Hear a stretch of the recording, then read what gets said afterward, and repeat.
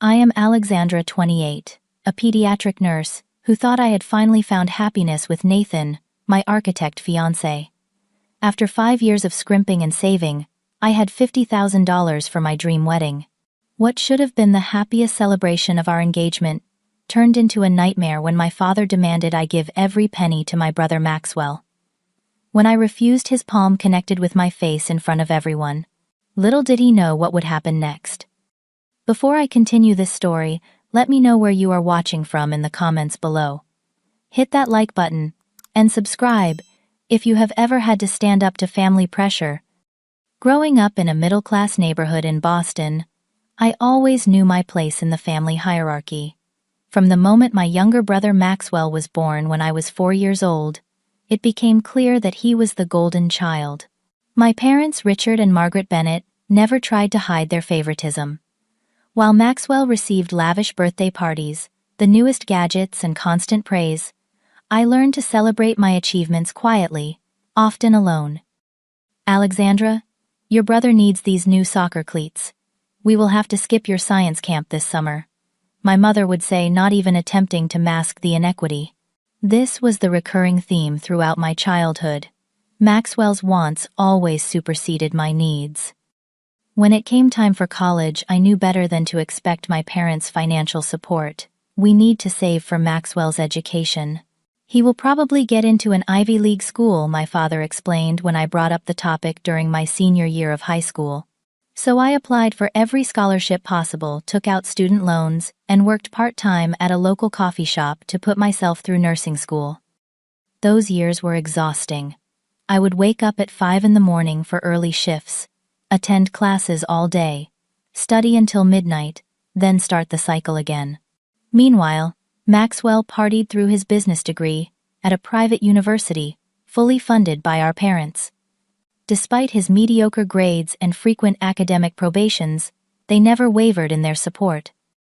After graduation, I secured a position as a pediatric nurse at Boston Children's Hospital.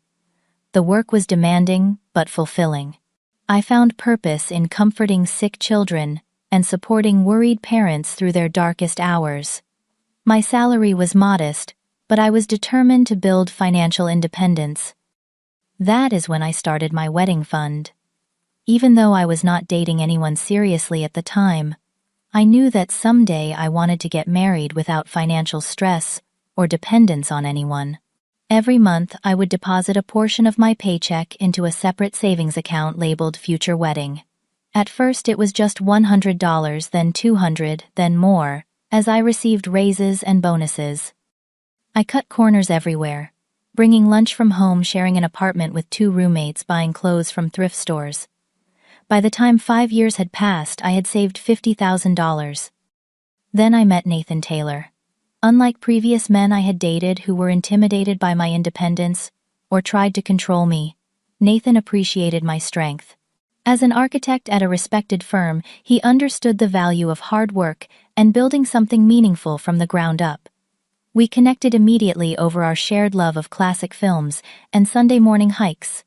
Within 6 months, I knew he was the one. "You are the most remarkable woman I have ever met," Nathan told me on our first anniversary as we picnicked in Boston Public Garden. "You have overcome so much, and instead of becoming bitter, you have become compassionate." What made our relationship even more special was Nathan's family. His parents, Harold and Elizabeth Taylor, welcomed me with genuine warmth from our first meeting. Elizabeth would call me regularly just to chat, and Harold always made sure to ask about my work, showing sincere interest in my career. After years of emotional neglect from my own parents, their kindness felt almost foreign.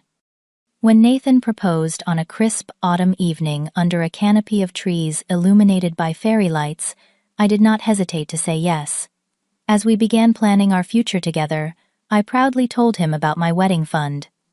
"You saved all that money yourself?" he asked, amazed. "Alexandra, that is incredible. But you know my parents have offered to help with the wedding costs too." "I know, and I appreciate that so much," I replied. "But this is something I need to do for myself. I have been planning this for years." Despite my strained relationship with my family, I still held on to the hope that, Maybe, just maybe, my engagement would be the turning point. Perhaps seeing me truly happy would help them recognize me as the capable, loving person I had become. So against my better judgment, I decided to invite them to our engagement party. "Are you sure about this?" Nathan asked gently when I told him. "I do not want you to be disappointed."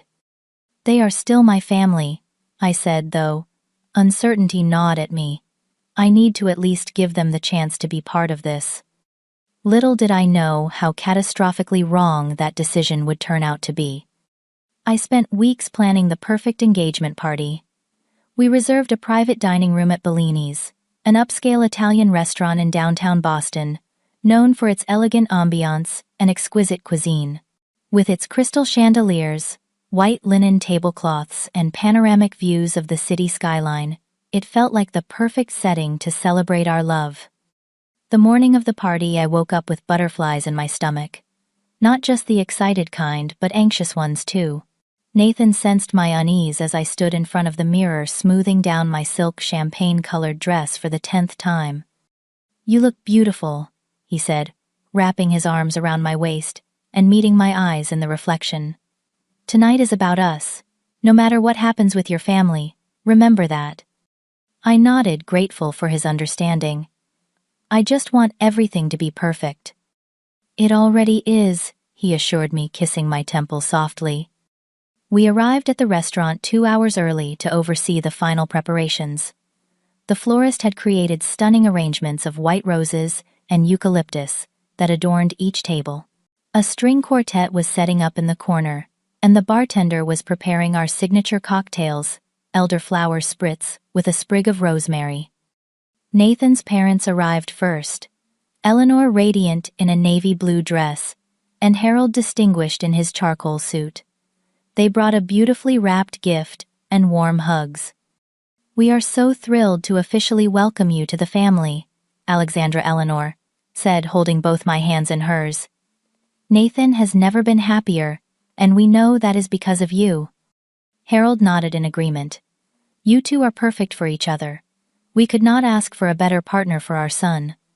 Their genuine affection brought tears to my eyes. This was what family should feel like, supportive, loving, kind.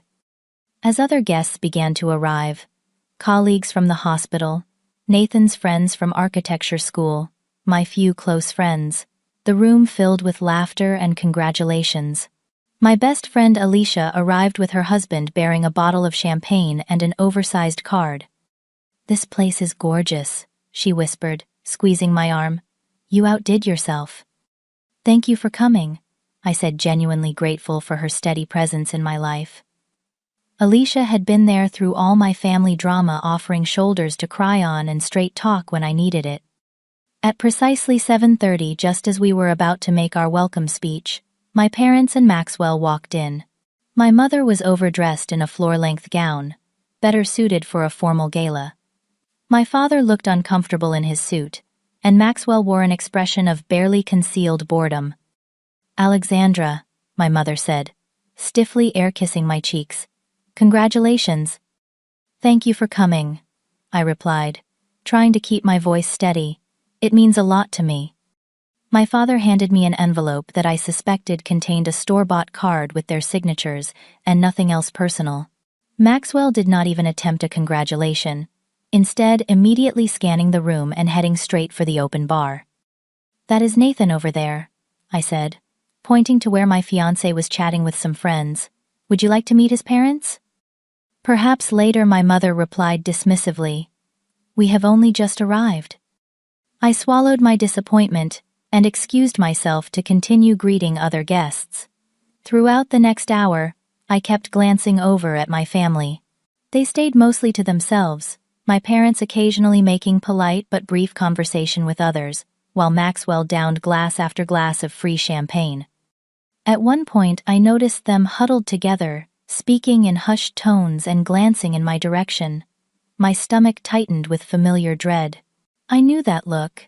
They were discussing something about me, and it was never good when they did that. Alicia noticed too. "Are you okay?" she asked, following my gaze. "Your brother seems to be hitting the alcohol pretty hard." "When is he not?" I sighed. But tonight is not about them. I am not going to let them ruin this.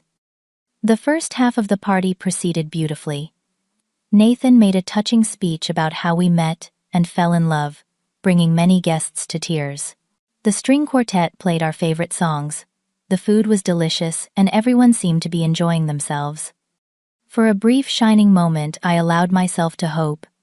Maybe this time would be different. Maybe seeing me so happy surrounded by friends and loved ones who genuinely cared about me would help my parents understand what they had been missing all these years. That bubble of hope burst when my father approached me as I was speaking with some of my colleagues from the hospital. "Alexandra, may I have a word?" he asked, his tone formal and tight. "In private."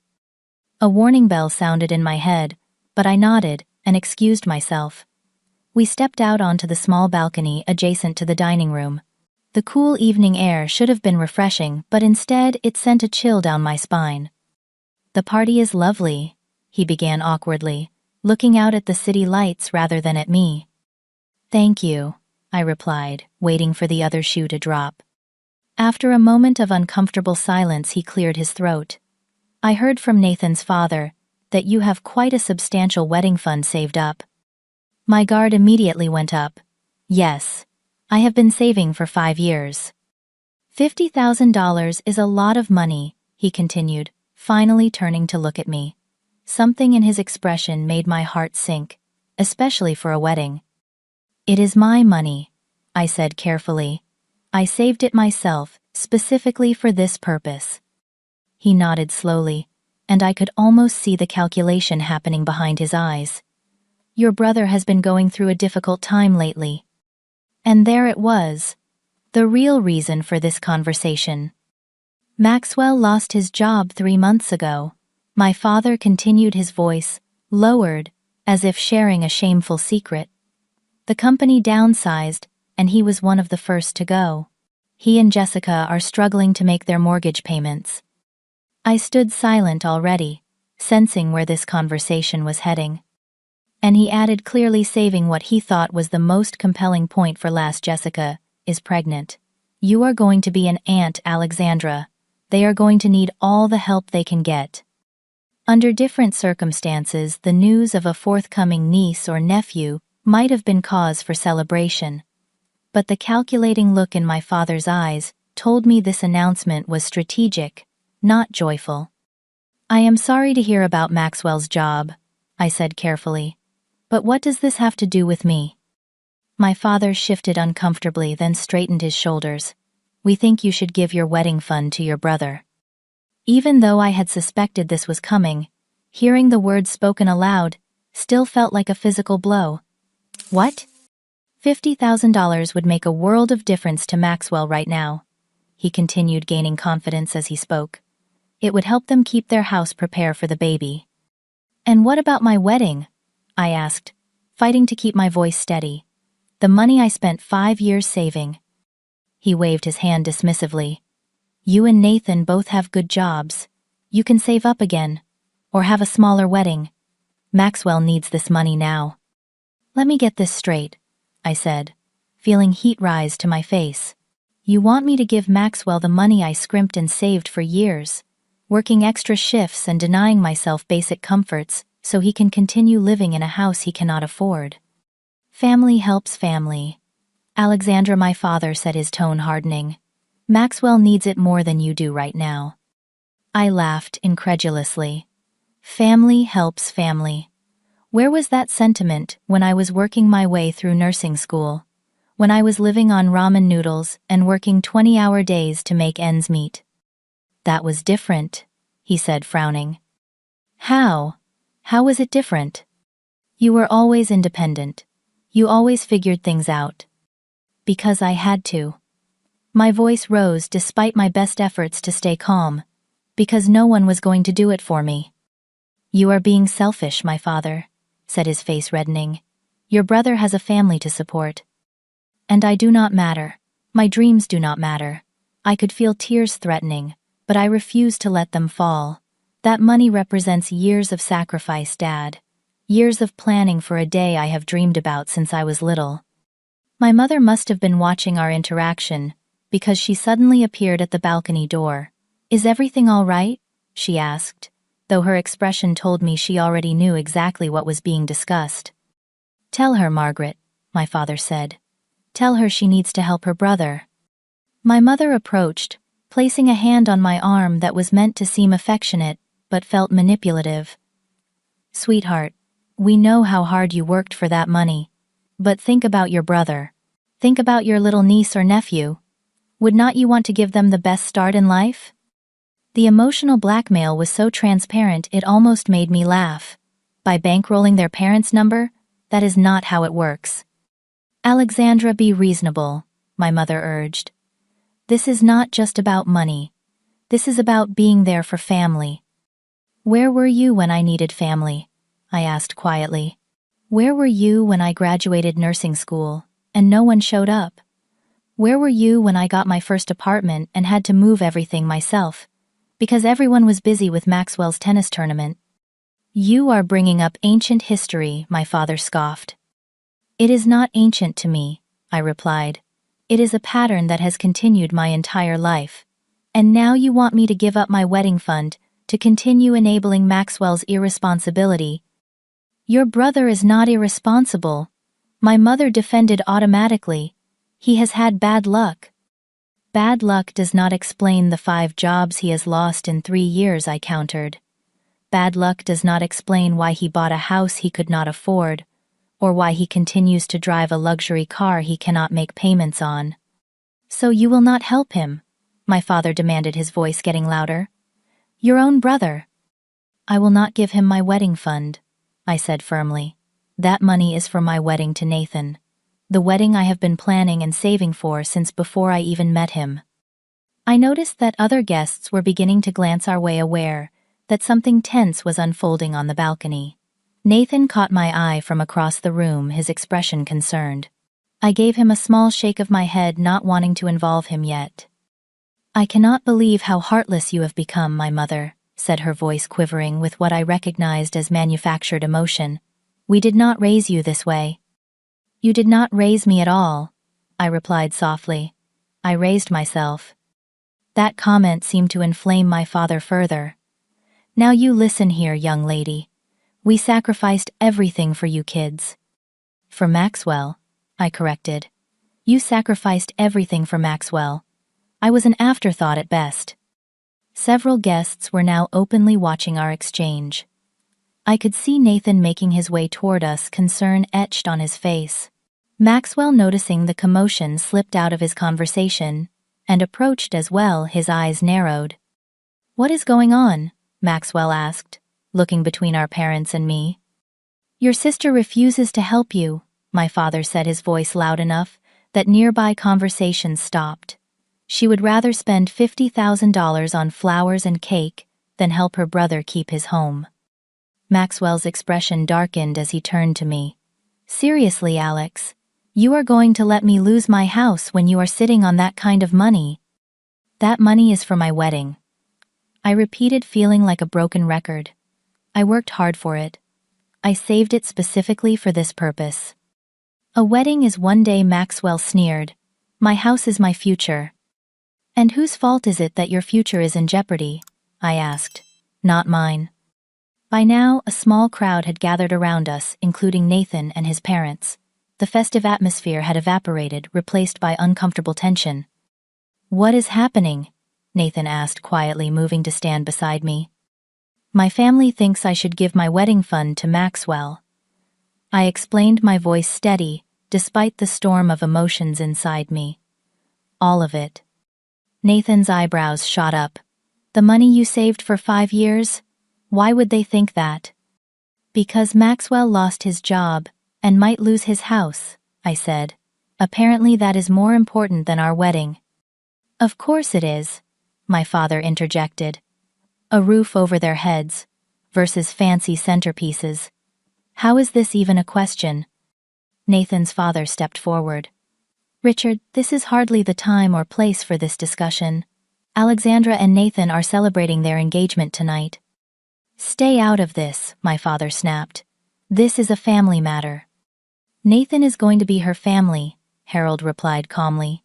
And from what I can see, he is more supportive of Alexandra than you have ever been. The room grew impossibly quiet. My father's face turned a dangerous shade of red. You do not know anything about our family, he hissed. I know that Alexandra is an incredible young woman who has achieved everything through her own hard work, Harold replied.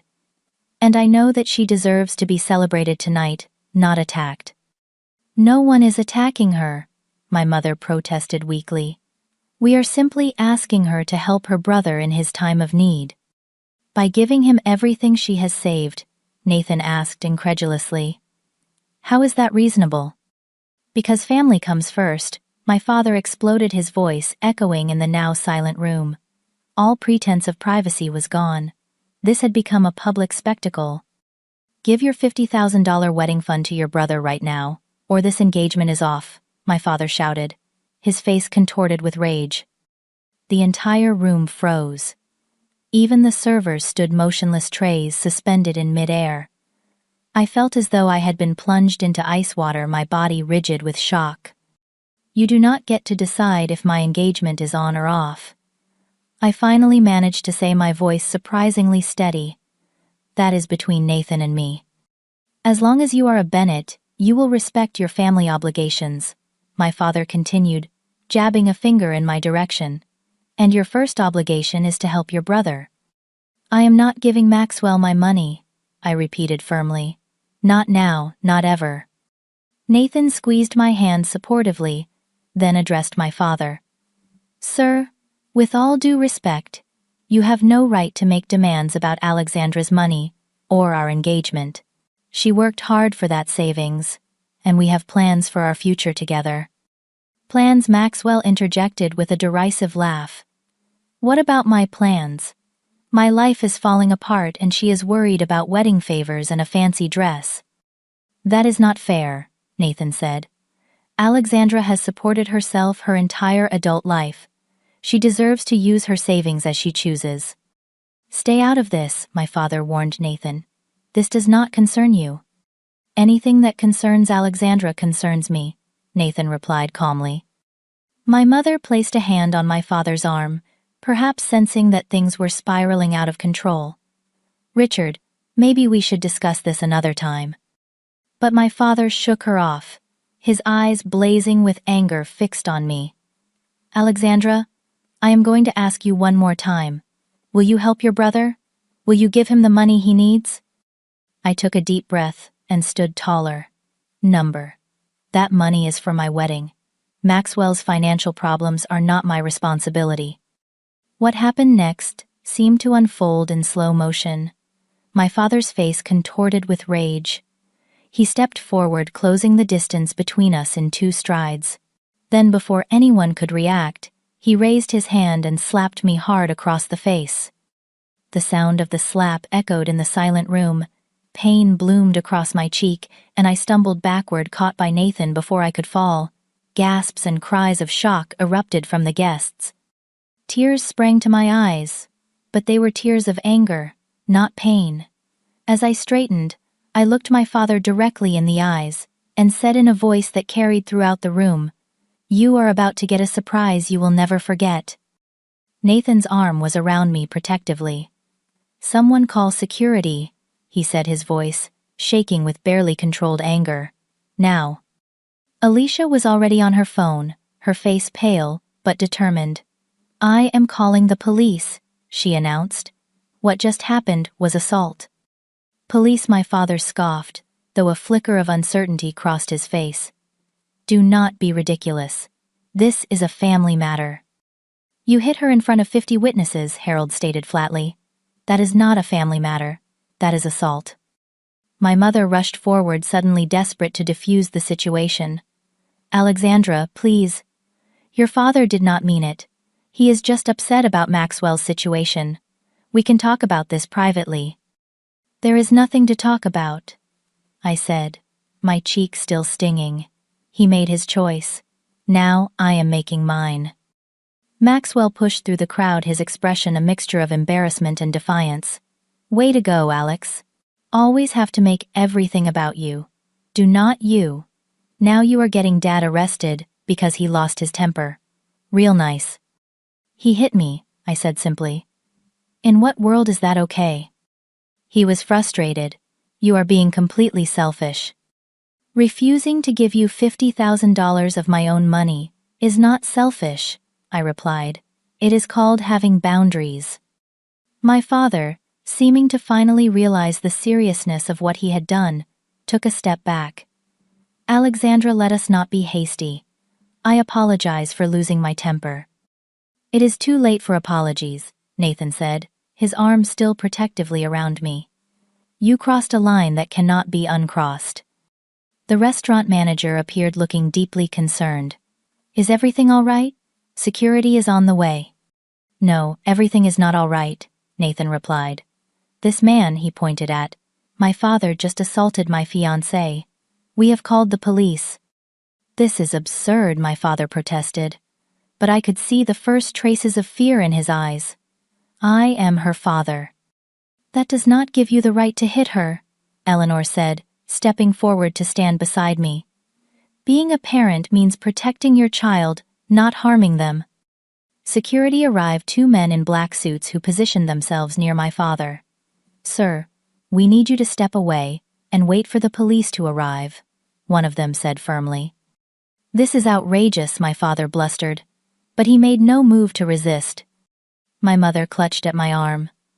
Alexandra, please. Do not do this. He is your father. I gently removed her hand. A father who just slapped me in public, because I would not give my brother $50,000. I am done being the family doormat, Mom. Within minutes, 2 police officers walked into the room. My father froze in shock as they approached the reality of the situation, finally seeming to sink in. Can someone explain what happened here? Asked the first officer, a tall woman with short brown hair and a no-nonsense expression. Several voices began speaking at once, but the officer held up her hand. One at a time, please. Let us start with the alleged victim. Nathan kept his arm around me as I stepped forward. My name is Alexandra Bennett. That man is my father, Richard Bennett. During an argument at my engagement party, he slapped me across the face. And there are witnesses to this, the officer asked, looking around the room. Hands went up all around us. We all saw it, Alicia confirmed. It was unprovoked. Alexandra was simply refusing to give her brother her wedding savings. The officer nodded and turned to my father. Sir, I need to see some identification. My father fumbled for his wallet, his hands shaking slightly. This is a misunderstanding, he insisted. A family disagreement that got out of hand. Striking another person is assault, family member or not, the officer replied, calmly examining his driver's license. Richard Bennett, do you deny hitting your daughter?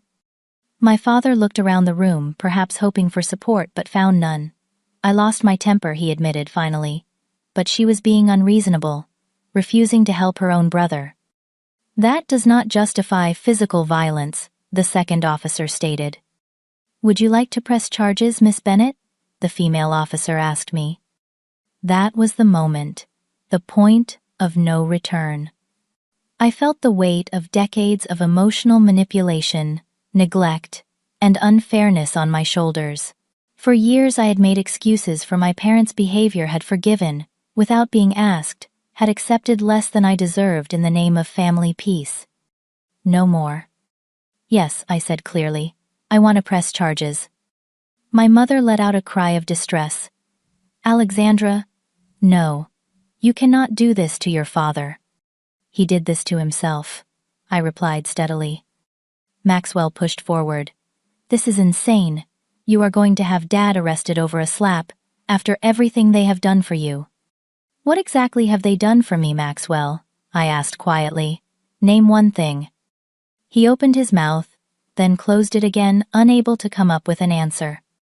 The officers asked my father to step outside with them. As they led him away, he looked back at me with an expression of utter disbelief, as if he could not comprehend that I would actually stand up to him. You will regret this, he said, but the threat sounded hollow.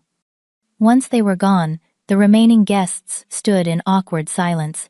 Nathan cleared his throat. I think it would be best if we ended the evening here. Thank you all for coming, and I apologize for the disruption." People began to gather their belongings, murmuring sympathetically to me as they left. Nathan's parents stayed close, providing silent support. My mother approached me once more, tears streaming down her face. "How could you do this? He is your father." "How could he hit me?" I countered. "I am his daughter." He was upset. People make mistakes when they are upset. "This was not a mistake, Mom. It was the culmination of a lifetime of emotional abuse and favoritism, and I am done accepting it." She shook her head in disbelief. "What will people think? Richard Bennett arrested at his daughter's engagement party?" "I do not care what people think," I said truthfully. "I care about finally standing up for myself." Maxwell stood nearby, his expression dark. "So, that is it, Dad gets arrested. And you keep your precious wedding fund. Happy now." "This was never about the money, Maxwell," I said tiredly. "It was about respect, something this family has never shown me." "Oh, poor Alexandra," he mocked. "Always the victim." Nathan stepped forward. "I think you both should leave now." Gladly, Maxwell sneered. "Come on, Mom. Let us go deal with Dad's situation, since Alexandra is too busy playing the martyr." They left without another word, my mother casting one last tearful glance over her shoulder. The restaurant was nearly empty now, just Nathan, his parents Alicia, and a few close friends remaining. I sank into a chair, the adrenaline fading, leaving me shaky and exhausted. "Are you okay?" Nathan asked, kneeling beside me. "I do not know," I answered honestly. "I just had my father arrested." "He assaulted you," Harold reminded me gently. "You did the right thing." "It does not feel right," I admitted. "It feels terrible." "That is because you are a good person," Eleanor said, sitting beside me and taking my hand.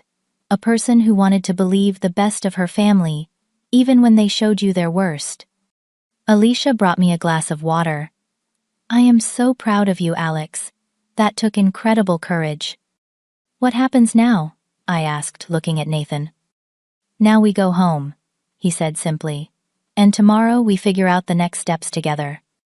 As we left the restaurant, I glanced back at the beautiful space that should have been filled with joy and celebration. Instead, it had become the site of a family implosion, years in the making. But alongside the sadness and shock, I felt something else, a strange sense of liberation. For the first time in my life, I had refused to be diminished, refused to sacrifice my own happiness on the altar of family obligation. Whatever came next, I would face it, standing tall. The days following the engagement party incident passed in a blur of emotions. I moved through them like a sleepwalker going through the motions of daily life, while trying to process what had happened and what it meant for my future. The morning after the party, I woke to find 27 missed calls and 42 text messages on my phone. Most were from my mother, alternating between guilt trips. "How could you do this to your father?" and desperate pleas. "Please drop the charges, we are still your family." Some were from Maxwell, ranging from angry accusations to grudging attempts at reconciliation when the angry ones did not work. "You need to block them for a while," Alicia advised when I showed her the messages. "Give yourself space to breathe." I took her advice, silencing my phone and focusing on getting through each day. Nathan was my rock during this time, providing quiet support without pushing me to talk before I was ready. 3 days after the incident, we received a call from the district attorney's office. My father had been charged with simple assault, a misdemeanor. The prosecutor explained that, given his lack of prior criminal history, he would likely receive probation, community service, and be required to attend anger management classes. "Is that enough?" Nathan asked after I hung up the phone. "After what he did?" "It is not about punishment," I said, surprising myself with the realization. "It is about consequences. For once in his life, he is facing real consequences for his actions." A week later, my mother's sister, Aunt Judith, called me. We had never been particularly close, but she had always been kinder to me than my parents. "Alexandra, I heard what happened at your engagement party, she began cautiously. I wanted to check on you. I am okay, I said automatically. Just processing everything. There is something you should know, she continued, her voice lowering, about Maxwell's financial troubles. I tensed. What about them? It is not just that he lost his job. Richard and Margaret have been bailing him out for years. He has a gambling problem, Alexandra. A serious one. The revelation struck me like another slap. Gambling? Are you sure? Yes. He has run up tens of thousands in debts. Your parents have emptied most of their retirement savings helping him. That is why they were so desperate for you to give him your wedding fund. They have nothing left to give. Suddenly so many things made sense. The desperation in my father's eyes, my mother's tearful pleas, Maxwell's entitlement. They were not just playing favorites anymore. They were drowning. Why are you telling me this? I asked. Because you deserve to know the truth, she replied. And because I want you to be careful. Desperate people do desperate things. After that conversation, I decided to seek professional help to process everything. I found a therapist specializing in family trauma, Dr. Rachel Winters, who helped me understand that what I had experienced throughout my life was not normal or acceptable. What you are describing is a classic golden child and scapegoat dynamic, she explained during our second session. Your parents created a family system where Maxwell could do no wrong and you could do no right. Your father's physical assault was just the most extreme expression of a pattern that has existed your entire life. Working with Dr. Winters helped me recognize the subtle ways my family had manipulated me over the years and gave me tools to establish healthy boundaries. For the first time, I allowed myself to feel angry about my treatment, not just sad or resigned but righteously furious. Meanwhile, Nathan and his parents continued to surround me with genuine love and support. Eleanor called me daily just to check in, and Harold offered practical advice about the legal proceedings. Their unwavering support showed me what real family was supposed to look like. 3 weeks after the incident, I received an unexpected visitor at our apartment. It was my father's sister, Aunt Patricia, whom I had not seen in years. I came as soon as I heard, she said, hugging me tightly. I cannot believe Richard did that to you. We sat in the living room, cups of tea growing cold, as she revealed a family history I had never known. Your father's father was the same way, she explained, controlling, quick to anger, playing favorites among his children. Richard was actually his scapegoat while I was the golden child. I always thought he would break the cycle, not perpetuate it. Why did no one ever tell me this? I asked. Our family does not talk about uncomfortable truths, she replied sadly.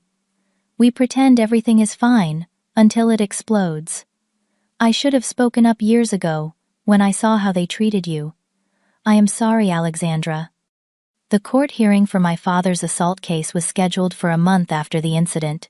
I dressed carefully that morning in a simple navy blue dress and low heels, wanting to project calm and confidence despite the storm of emotions inside me. The courtroom was smaller than I had imagined, with worn wooden benches and fluorescent lighting that buzzed faintly overhead. Nathan sat beside me, his presence steadying. My parents and Maxwell sat on the opposite side of the room, not looking in our direction. When my father's case was called, he stood with his attorney looking diminished, somehow smaller than the imposing figure who had dominated my childhood. The judge reviewed the case briefly, then asked if he wanted to make a statement. I deeply regret my actions, my father said, his voice lacking its usual confidence. I lost control in a moment of stress and did something unforgivable to my daughter. I take full responsibility. The judge sentenced him to 6 months of probation, 40 hours of community service, and mandatory anger management classes. It was exactly what the prosecutor had predicted. As we left the courtroom, I overheard a conversation that stopped me in my tracks. My father was speaking to someone I did not recognize, an older man with gray hair. I will get you the rest of the money next month, Frank, my father was saying, once we sell the cabin. This is the third extension, Richard, the man replied. I cannot keep covering for Maxwell's debts. My boss is asking questions. I know. We have already borrowed from Margaret's sister and my brother. We told them it was for Alexandra's wedding. Everyone was happy to contribute. My blood ran cold. They had been borrowing money from family members claiming it was for my wedding, all to cover Maxwell's gambling debts. I must have made a sound, because they both turned and saw me standing there, my father's face drained of color. Alexandra. I turned and walked away without a word, Nathan hurrying to catch up with me. What happened? He asked, concerned. They have been lying to everyone, I said, my voice shaking, borrowing money for Maxwell while pretending it was for my wedding. Nathan's expression hardened. Is there no limit to their manipulation? In that moment, I realized that the truth about my family was even worse than I had imagined. The favoritism, the emotional neglect, those I had learned to live with. But this level of deception felt like the final betrayal. I think I need to cut ties completely, I said, the decision crystallizing in my mind. At least for now. Nathan nodded. I will support whatever you decide. That evening, I wrote 3 letters, one to my father, one to my mother, and one to Maxwell. In each I explained that I would be taking a break from our relationship to focus on my healing. I did not know if the break would be temporary or permanent. That would depend on their actions going forward. I do not hate you, I wrote to my parents, but I cannot continue to be part of a family system that causes me harm. If you ever truly want to rebuild our relationship, it will need to be based on respect, honesty, and equality. After mailing the letters, I felt a weight lift from my shoulders. For the first time in my life, I was prioritizing my own well-being over my family's expectations. Are you okay? Nathan asked that night as we lay in bed. Not yet, I admitted, but I think I will be. 6 months passed, bringing with them the gradual healing that comes with time and distance. Spring turned to summer, and with it came a sense of renewal that mirrored my internal journey. The first month after cutting contact with my family was the hardest. I would wake up in the middle of the night, heart racing, questioning my decision. Was I being too harsh? Too unforgiving?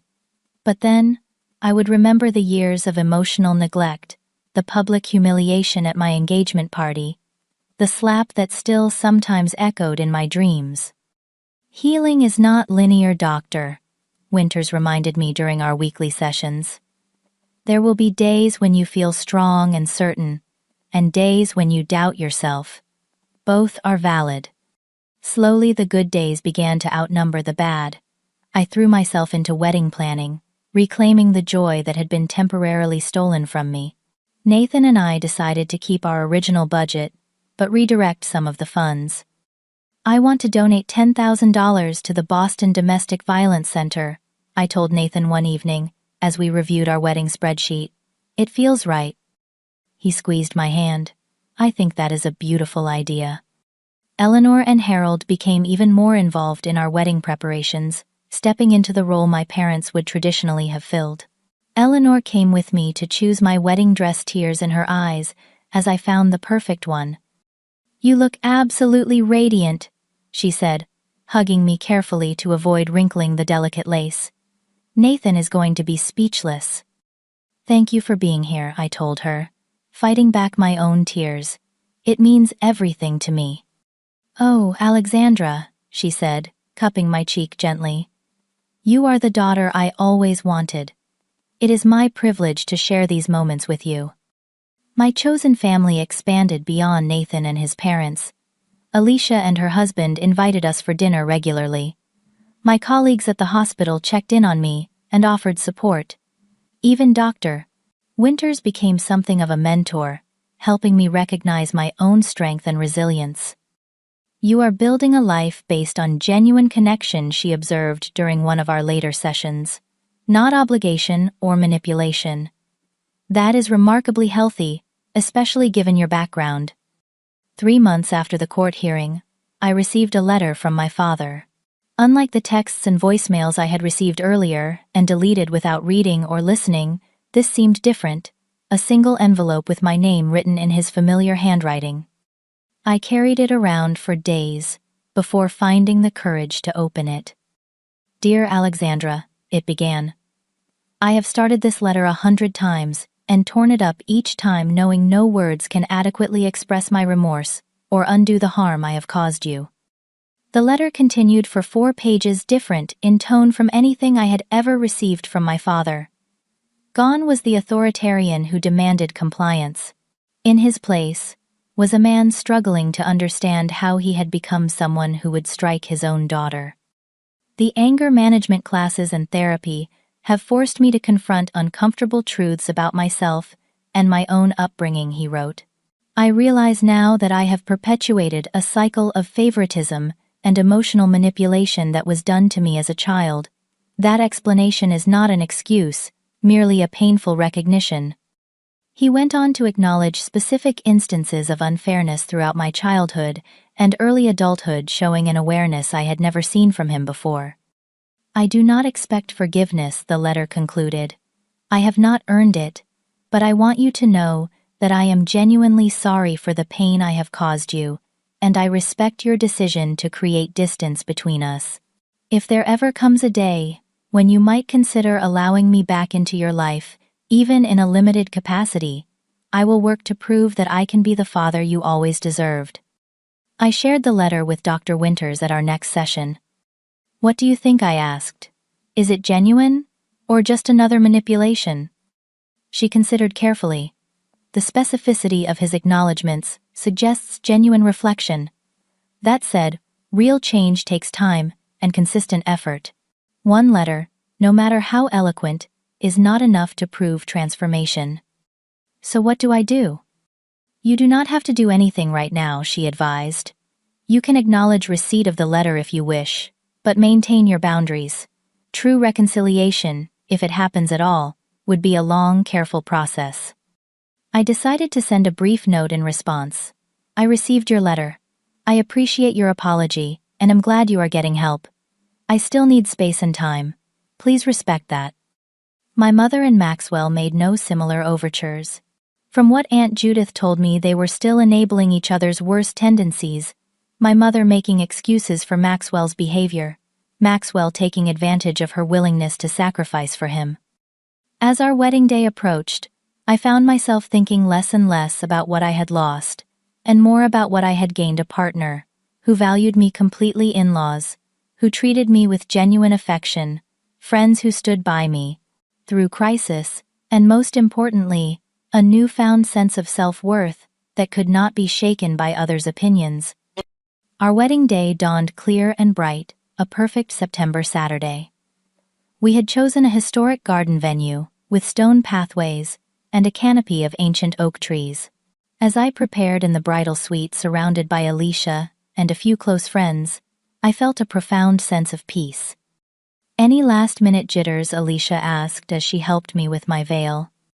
"None," I replied truthfully. "This feels exactly right." The ceremony was everything I had dreamed of. Intimate, meaningful, joyful. Harold walked me down the aisle, beaming with pride. Nathan's eyes filled with tears when he saw me. We wrote our own vows, promising to support each other's growth, respect each other's boundaries, and choose each other every day. During the reception, I was surprised when Aunt Patricia approached me with a small package. "This arrived for you yesterday," she said. "I debated whether to give it to you today, but I think you should have it." Inside was a vintage pearl hair comb with a note from my father. "This belonged to your grandmother. She would have wanted you to have it on your wedding day. No response expected. Wishing you all the happiness you deserve." I ran my fingers over the delicate pearls, feeling a complex mix of emotions. Then, I handed it to Alicia. "Would you help me put it in my hair?" "Are you sure?" she asked. I nodded. "It is part of my history. Not all of it is bad." As the evening progressed, I looked around at the gathering. Nathan's family, my friends, colleagues who had become like family, even a few distant relatives who had chosen to maintain relationships with me despite the family rift. There was so much love in that room, freely given, without conditions or expectations. Later, during our first dance, Nathan held me close and whispered, "How are you feeling, Mrs. Taylor?" "Complete," I answered, resting my head on his shoulder. Like everything that happened, led me exactly where I was meant to be. And it was true. The path had been painful at times, strewn with obstacles I never should have had to face. But it had brought me to this moment, to this man, to this version of myself that I had fought so hard to become. The next morning, as we prepared to leave for our honeymoon, I found myself thinking about forgiveness. Not the kind that erases consequences or pretends harm never happened, but the kind that releases its hold on your heart and allows you to move forward unburdened. I had not yet reached complete forgiveness for my family, but I had forgiven myself for the years I spent trying to earn love that should have been freely given, for accepting less than I deserved, for doubting my own worth. That, I realized, was the greatest gift. I could have given myself the permission to build a life based on mutual respect and genuine love, without the weight of generational dysfunction holding me back.